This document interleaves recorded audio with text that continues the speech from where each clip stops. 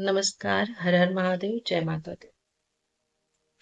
इस समय हम दुर्गा सप्तशती का पाठ कर रहे हैं और आज हमारा दुर्गा सप्तशती में है द्वादशों अध्याय और हमारे पाठ का नाम है देवी चरित्रों के पाठ का महात्म।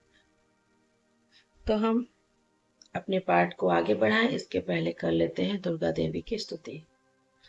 सर्वमंगलम मांगल्ये शिवे सर्वार्थ साधिके शरण्ये त्र्यंबके गौरी नारायणी नमस्तुते। मैं 3 नेत्रों वाली दुर्गा देवी का ध्यान करता हूँ। उनके श्री अंगों की प्रभा बिजली के समान है। वे सिंह के कंधे पर बैठी हुई भयंकर प्रतीत होती हैं। हाथों में तलवार और ढाल लिए अनेक कन्याएं उनकी सेवा में खड़ी हैं।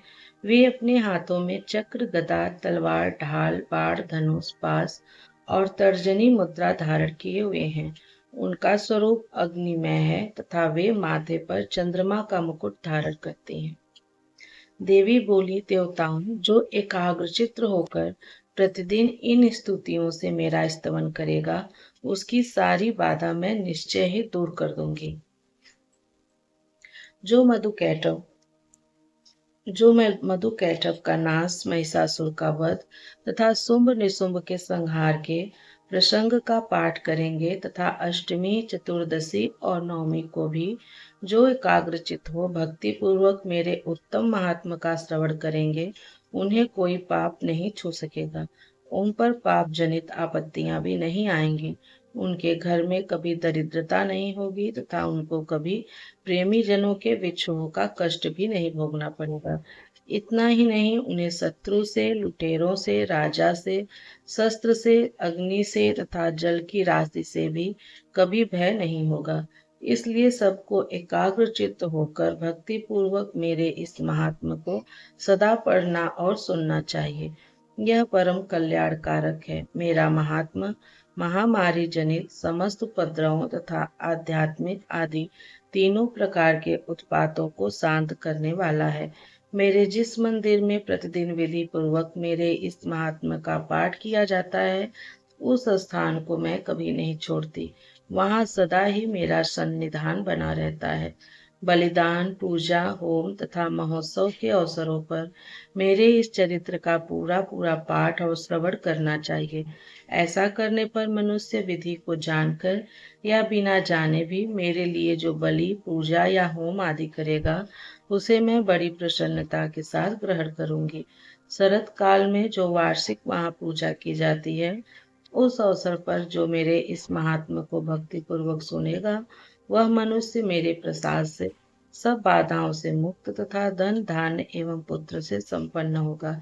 इसमें तनिक भी संदेह नहीं है।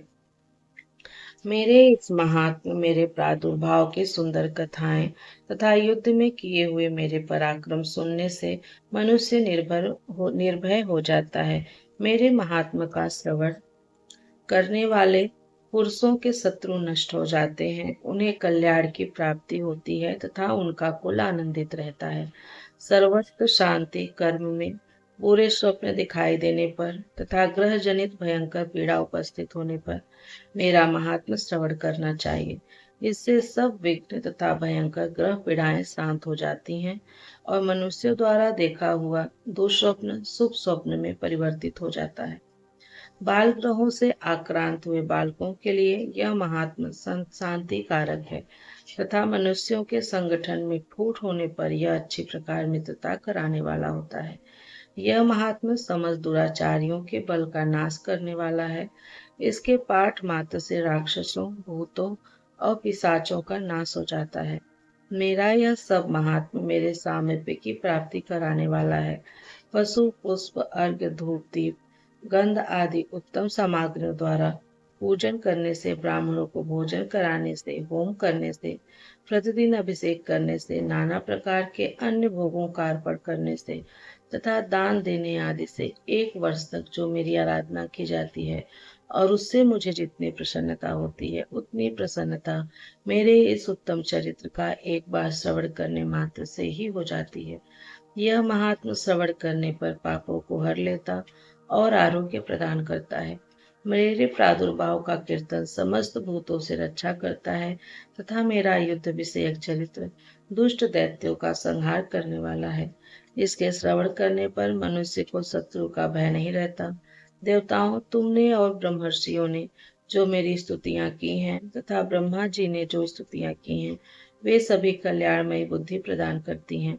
वन में, सोने मार्ग में अथवा दावानल से घिर जाने पर, निर्जन स्थान में लुटेरों के दाव में पड़ जाने पर, या शत्रुओं से पकड़े जाने पर, अथवा जंगल में सिंह, व्याघ्र या जंगली हाथियों के पीछा करने पर, कुपित राजा के आदेश से वध या बंधक के स्थान में ले जाए जाने पर, अथवा महासागर में नाव पर बैठने के बाद भारी तूफान से नाव के डगमग होने पर और अत्यंत भयंकर युद्ध में शस्त्रों का प्रहार होने पर अथवा वेदना से पीड़ित होने पर, किंबहुना सभी भयानक बाधाओं के उपस्थित होने पर जो मेरे इस चरित्र का स्मरण करता है, वह मनुष्य संकटों से मुक्त हो जाता है।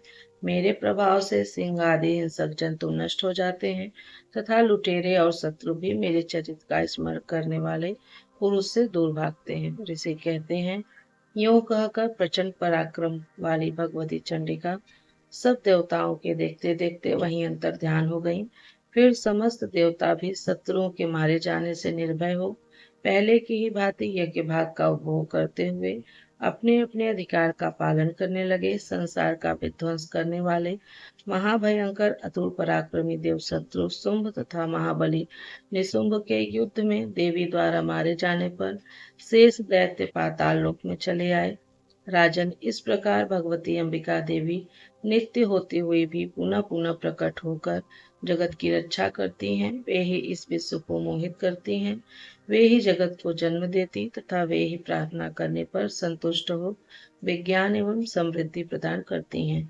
राजन, महाप्रलय के समय महामारी का स्वरूप धारण करने वाली वे महाकाली ही इस समस्त ब्रह्मांड में व्याप्त हैं।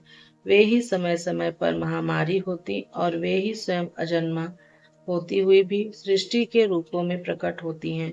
वे सनातनी देवी ही समयानुसार संपूर्ण भूतों की रक्षा करती हैं। मनुष्यों के अभ्युदय के समय वे ही घर में लक्ष्मी के रूप में स्थित हो उन्नति प्रदान करती हैं और वे ही अभाव के समय दरिद्रता बनकर विनाश का कारण होती हैं।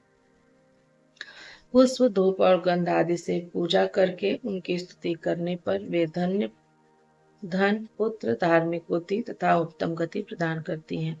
इस प्रकार श्री मार्कंडेय पुराण में सावर्णिक मनवंतर की कथा के अंतर्गत देवी महात्म्य फल स्तुति नामक 12वां अध्याय पूरा हुआ।